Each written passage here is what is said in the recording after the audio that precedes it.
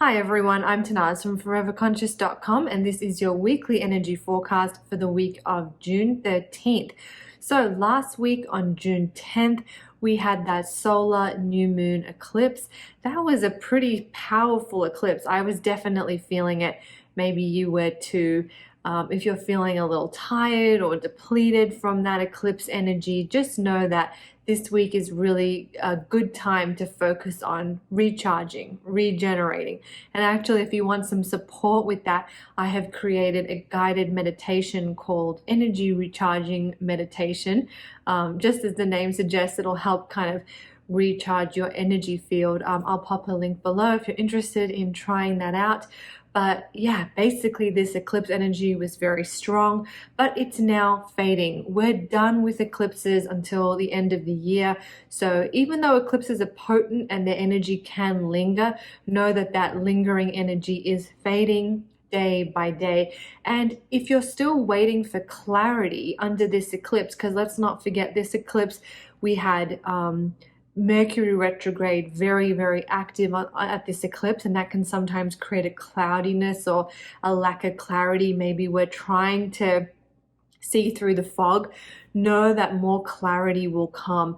Know that as we move through, the rest of June, there are opportunities for that illumination and, those aha moments to come. So be patient, move slow, surrender, trust. These are all kind of key words that I've been repeating throughout this eclipse season, because that is kind of in a nutshell what it's calling us to do, to kind of trust, surrender, allow ourselves to be guided. This week we have some new energies coming in, or not necessarily just new energies, but definitely still lots of energy swimming. It's kind of a busy week. So let's start at the beginning. On June 14th, we have the second Saturn Uranus square. So the Saturn Uranus square is a theme that we have operating all through 2021. It's kind of like one of the big cosmic events of this year. And it peaks 3 times. The first was in February, the second will be now on June 14th, and then we'll have another peak of this alignment in December. So while this energy, and while I'll talk about what it brings, I just want you to keep in mind that we're only halfway through the story. We're not going to have the full picture just yet. We still have to kind of wait to see how the energy plays out. And when that happens, it can be, sometimes we have to wait till the end before we can really understand the full picture. So keep that in mind. But this Saturn Uranus energy, Saturn is the planet of boundaries and restrictions, and Uranus is the planet of freedom, wants to break the chains, that keep us bound. And when they come together in a square, so in astrology, a square is 90 degrees, we get this push-pull. It's a tense alignment. It can, we can feel the tension between the two dynamics. So on a global level, definitely, but also on a personal level, we may be looking at themes around boundaries, restrictions, rules, regulations, and then freedom. The freedom to choose, the freedom to express, the freedom to say or do what you want. And there's a push-pull between these two, sort of themes. On a personal level, this can really manifest as, needing to set boundaries in our life, but also needing to kind of break through or push through some of the boundaries that have kept us stuck. So, that'll be different depending on where you are. You might find that certain things you need boundaries, you need to put boundaries in place, you need to protect yourself. You may also find that maybe you have been protecting yourself a little too much or restricting yourself a little too much. You need a little more freedom. So think about that this week. That's a really kind of interesting thing to, question to pose to yourself. Where can you allow yourself more freedom, more spontaneity, more sort of permission to go for things and to do things? Where do you need more boundaries? Where do you need to protect yourself a little more? Put in some restrictions and learn how to say no to other people or things that are taking up too much of your time. This is a good week to kind of think about that. You may even organically notice these type of themes creeping into your reality. But again, like I said, it's only part of the story. What we're seeing now, we kind of have to let this energy play out and see where we land come the end of the year. So that dynamic is very, very active. We're going to get more sort of pieces to the story. If you want to read more about it, check out the link. I'll drop it below. I wrote about the Saturn Uranus square.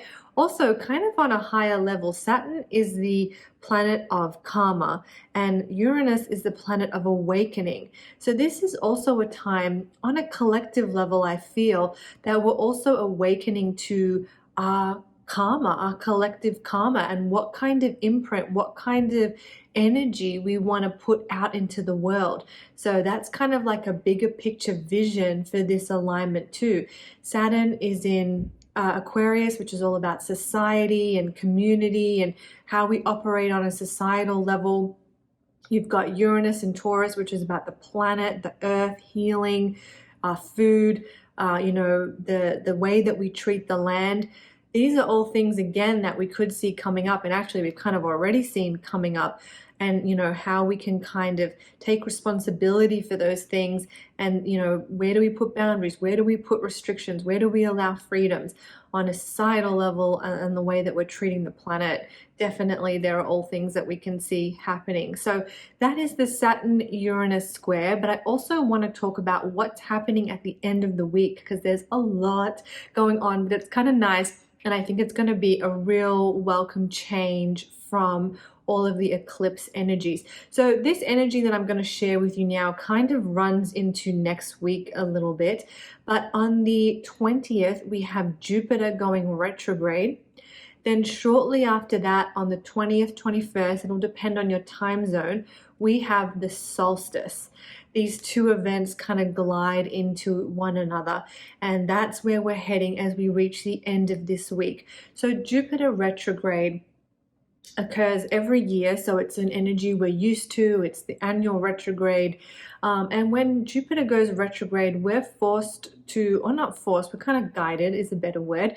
We're guided to look at how we're choosing to see the world.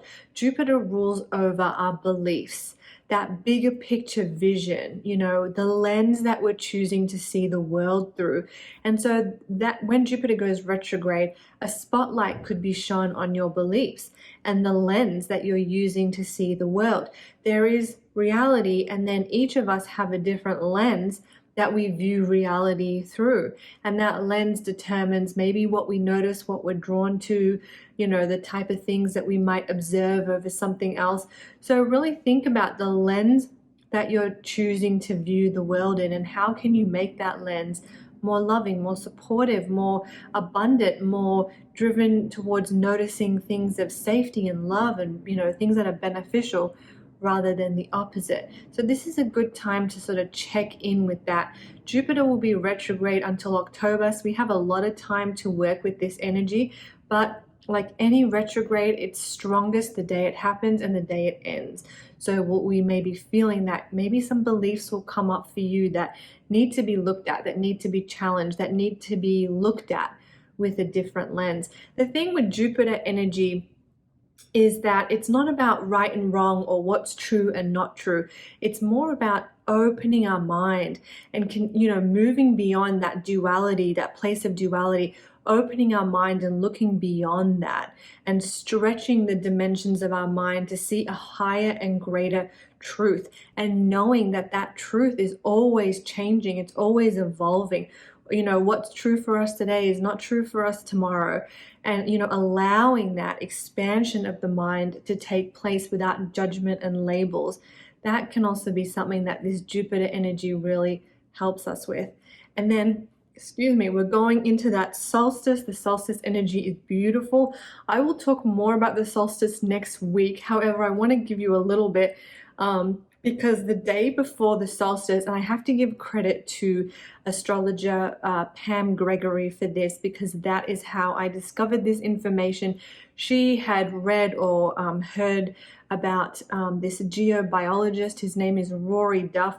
He studies the ley lines of the earth, the energetic grid of the earth, and she had shared through information from him that right before the solstice, the day before the solstice, the ley lines and the energetic grid of the earth come into harmonic balance, that the frequencies, all the ley lines of the earth all come into the same frequency, which gives us this beautiful harmony, healing, high vibrational energy. And he studied that and found that it happened the day before the solstice. It lingers, but it was interesting that it happens right before the solstice. We get this beautiful harmony of the earth. So I'm suggesting, no matter where you are, which hemisphere of the world, if it's cold or hot outside, making some time to be in nature, to sink your feet or your hands onto the earth and feeling into this beautiful harmony of energy that the planet is radiating at this time. So either the day before or on the solstice day, which, like I mentioned, is the 20th, 21st, depending on your time zone, allowing yourself to ground and align with this beautiful harmonious energy, allowing yourself to spend time in nature and calibrate to the heartbeat of our mother planet. Beautiful energies to work with there, and to really explore in whatever way works for you.